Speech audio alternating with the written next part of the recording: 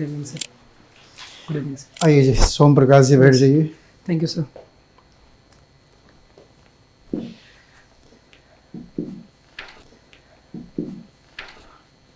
आप तो पड़ोसी राज्य से हैं, है ना? Yes sir. या रीवा से? Yes sir. सोम प्रकाश जी, ये रीवा के बारे में एक संक्षिप्त परिचय दे दीजिए हम लोगों को। Yes sir. सर रीवा जो है मध्य प्रदेश के नॉर्थ ईस्टर्न जोग्राफिकल लोकेशन में है सर। ये बेसिकली डिवीज़न है जिसमें लगभग 4 से 5 जो है ज़िले आते हैं सर। पर्टिकुलरली सर यदि ऐतिहासिक क्रम की बात करें तो सर रीवा रियासत थी, वहाँ के राजा मार्तंड सिंह और उनकी जो जनरेशन है उसके बेसिस पे रीवा का नाम रीवा इसलिए पड़ा है सर कि जो नर्मदा का नाम रेवा है वहाँ से सर इसका नाम पड़ा है Rewa sir. Particularly sir point of interest के रूप में सर इसमें बहुत सारे वाटरफॉल्स हैं, जैसे पुरवा हो गया, विश्य नदी के किनारे पे है सर। अवधेश प्रताप सिंह यूनिवर्सिटी है और पहले सर मध्य प्रदेश का एकमात्र जो सैनिक स्कूल था वो रीवा में ही था। हालांकि अभी मध्य प्रदेश में बहुत से सैनिक स्कूल हो गए हैं सर। और सर इसे सफ़ेद सिरों की धरती भी बोला जाता है क्योंकि जो मोहन था जो पहला वाइट टाइगर बोला जाता है वहाँ पे। और इसके अलावा मुकुंदपुर सफारी सर फेमस है। सुंदरजा आम सर जीआई टैग पाए हुए हैं सर। ये एक संक्षिप्त वर्णन है सर। ठीक, थैंक यू। आपने पहले भी इंटरव्यू दिया है ना यहाँ? Yes sir. 22 में दिया है आपने इंटरव्यू। Yes sir. और सब्जेक्ट क्या है आपका? ग्रेजुएशन किससे किया आपने? सर मैंने बीए किया है ज्योग्राफी और डिफेंस स्टडीज से सर। मास्टर्स किया है ज्योग्राफी से सर। ज्योग्राफी से किया है ना? Yes sir. सोम प्रकाश जी, एक प्रश्न का उत्तर मैंने कई अभ्यर्थियों से किया, बड़ा संतोषजनक उत्तर नहीं मिल पाया अभी तक। Yes sir. कि भारत में हाल के वर्षों में क्लाइमेट शिफ्टिंग देखने को मिल रहा है। Yes sir. क्या कारण है? सर जो क्लाइमेट शिफ्ट हो रहा है बेसिकली जो एग्जिस्टिंग क्लाइमेट था हमारे देश का सर, उसमें सर उसके पैटर्न में जो है चेंजेस देखने के लिए मिल रहे हैं।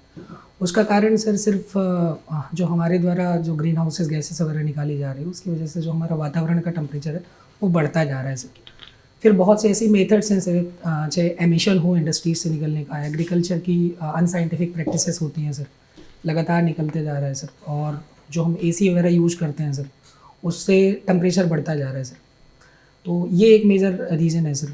और दूसरा सर जो भी अनसाइंटिफिक एग्रीकल्चर प्रैक्टिस कर रहे हैं सर, अल नीनो, ला नीनो, इस सब का कोई योगदान है? Yes sir.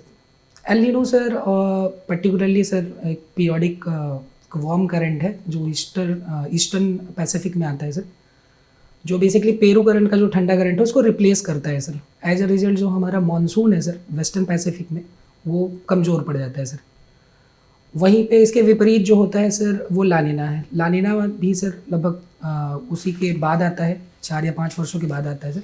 ठीक है, आपने ज्योग्राफी में ये Yes, sir. ह्यूमन ज्योग्राफी पढ़ा होगा।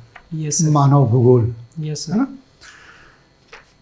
सोम प्रकाश जी, अभी हम और आप क्या कहलाते हैं? होमो सेपियंस, यस सर। ठीक है ना? Yes, sir. हमारे पूर्वज कौन थे? निएंडरथल। Yes sir. निएंडरथल की ही 3 प्रजातियां हुई, यस सर। स्पीसीज उनकी 3 हुई, यस सर। क्रो मैग्नन, चांसलेट और ग्रिमाल्डी। Yes sir. इनमें से यूरोपीय लोगों का जन्म किससे हुआ है?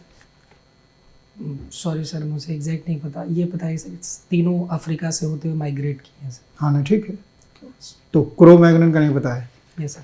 चलिए फिर तो हम आगे बढ़ जाएं।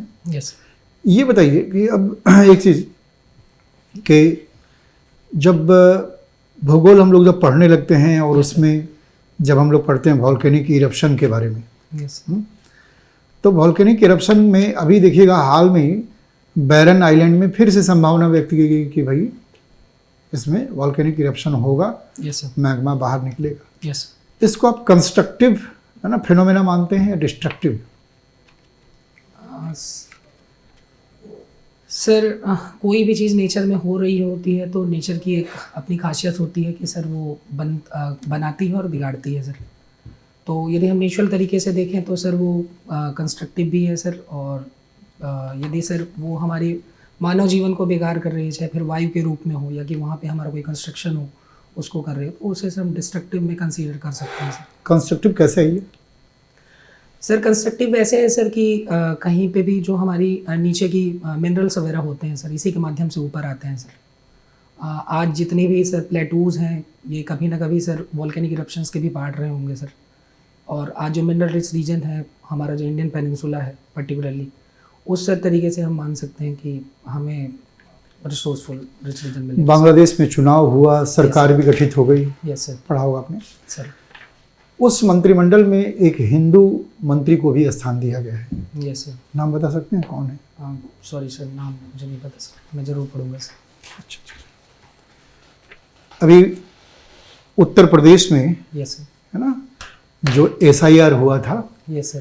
तो हमें पूरे देश में 10 ऐसे राज्य हैं जिन्होंने निर्धारित समय सीमा के भीतर अपना SIR रिपोर्ट सबमिट नहीं किया है। Yes sir. इसमें उत्तर प्रदेश भी है। Yes sir.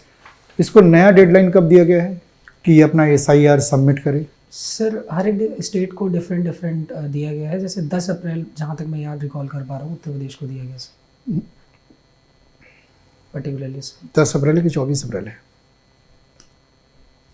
अच्छा, पूरे देश में अब यस सर। नए ढंग से यस सर। अब सेंसस भी शुरू हो जा रहा है। Yes sir. कब से शुरू हो रहा है? Sorry sir, exact date Bharat में पहला AI, अभी AI समिट चल रहा है ना, यस सर। भारत में पहला AI यूनिवर्सिटी भी यस सर। है ना, उसका भी शिलान्यास कर दिया गया परसों 19 तारीख को। कहाँ Yes, खुल रहा है? सर शायद अमरावती में सर। अमरावती में। यस। कब से उसका वो शुरू होगा? उसमें नामांकन कब से शुरू होना है, कोई आइडिया है उसका उल्लेख? Sorry sir. नहीं सर। आप किस पद पे कार्यरत हैं? सर मैं असिस्टेंट सेक्शन ऑफिसर हूँ MHM कहाँ में पर? Sir, ministry of home affairs में sir. Sir ministry of home affairs. Yes sir. अच्छा। कब से कार्यरत हैं? सर विगत 1.25 साल हो गए हैं सर। हमें 2 साल हो गए। यस। वहाँ पे चयन किस प्रक्रिया के तहत हुआ था, कैसे हुआ था आपका? सर SSC CGL के तहत। अच्छा। यस। ठीक है। ये SDG जानते हैं? Yes sir. क्या है SDG? सर बेसिकली ये सस्टेनेबल डेवलपमेंट गोल है सर। मिलेनियम डेवलपमेंट गोल जो 2015 के बाद ख़त्म हुए, तो वर्ल्ड कम्युनिटी एक साथ इकट्ठा हुई और उन्होंने एक दूरदृष्टि से एक डेवलपमेंट जो एक सस्टेनेबल हो, इंक्लूसिव हो, उसके लिए एक रूपरेखा रखी सर, जिसमें 17 मेन टारगेट बनाए गए और 169 सब टारगेट्स हैं सर। कब तक टारगेट रखा है? 2030 तक सर कंप्लीट करना है सर। पहला कौन सा है? Sir zero poverty sir. Zero poverty. Yes. Zero hunger कितना है?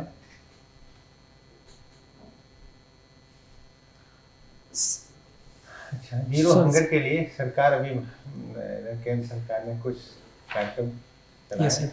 क्या है?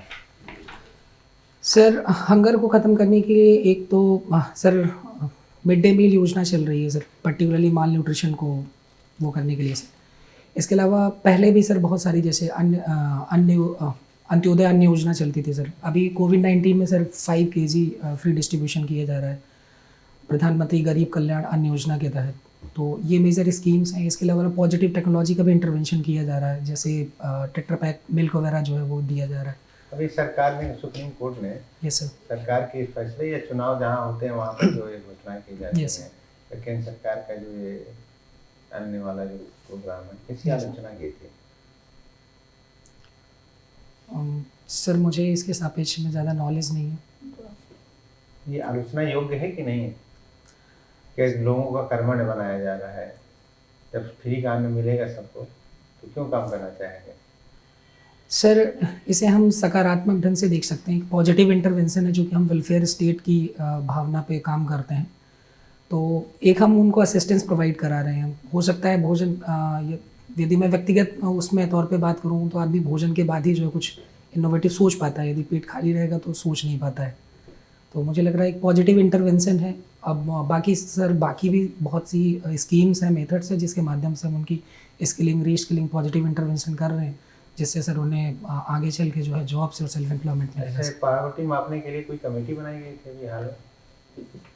सर पॉवर्टी मापने के लिए सर 2014 की सर कमेटी है सर, कौन सी है? रंगराजन कमेटी थी सर। उसके बाद कोई कमेटी बनी?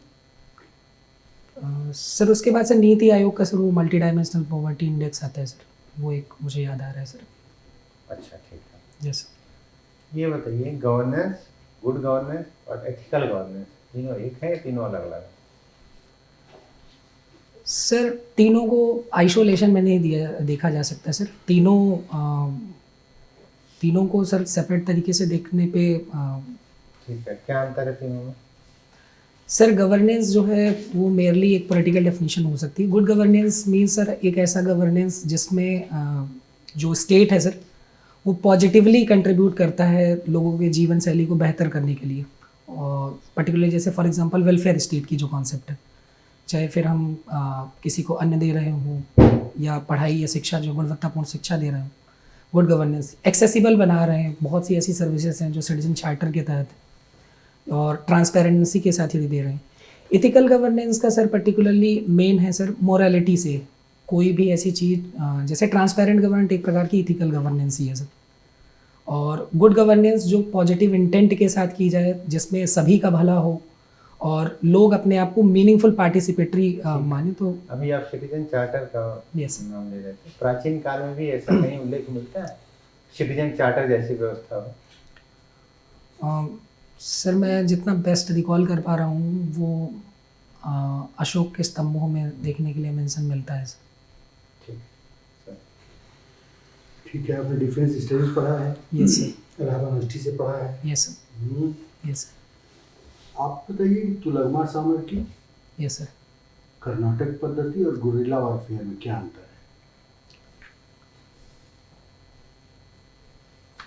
सर तुगलुमा टैक्टिक्स जो है वो बाबर के द्वारा लाई गई थी।